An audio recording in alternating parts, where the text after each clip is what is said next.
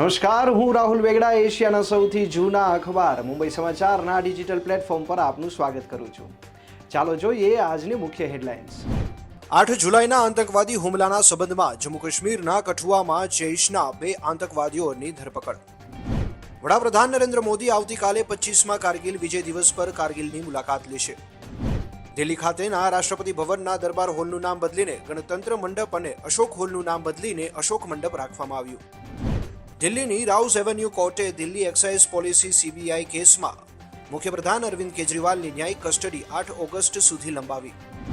આજે પાલઘર, થાણે અને મુંબઈમાં ભારે વરસાદની આગાહી, હવામાન વિભાગે રેડ એલર્ટ જાહેર કર્યું.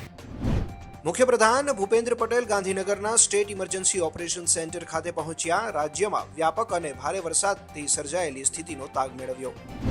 તાપી જિલ્લામાં સતત વરસી રહેલા વરસાદને કારણે અનેક માર્ગ પાણીમાં ગરકાવ થઈ જતા હજુ પણ ઘણા ગામો સંપર્ક વિહોણા.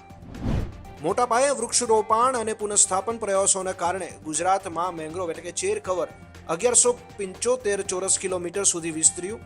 799 ચોરસ કિલોમીટર સાથે રાજ્યનો કચ્છ જિલ્લો મેંગ્રોવ કવરમાં અગ્રેસર. હવામાન વિભાગ દ્વારા આગામી 3 દિવસ માટે ભારે વરસાદની આગાહી કરવામાં આવી. રાજ્યમાં છેલ્લા 24 કલાકમાં આણંદ જિલ્લાના બોરસદ તાલુકામાં સૌથી વધુ 14 ઇંચ કરતાં પણ વધારે વરસાદ ખાબક્યો. રાજ્યમાં વરસી રહેલા ભારે વરસાદના પરિણામે ગુજરાતના 46 જળાશયો સંપૂર્ણ છલકાતા હાઈ એલર્ટ જાહેર. ગુજરાતની જીવાદોરી સમાન સરદાર સરોવર ડેમમાં 54% જળસંગ્રહ. સૌરાષ્ટ્રના 141 જળાશયોમાં 50% જળસંગ્રહ. રાજકોટમાં ટીઆરપી ગેમ ઝોન દુર્ઘટના કેસમાં એસઆઈટીની ટીમ દ્વારા કોર્ટમાં ચાર્જશીટ રજૂ કરવામાં આવી.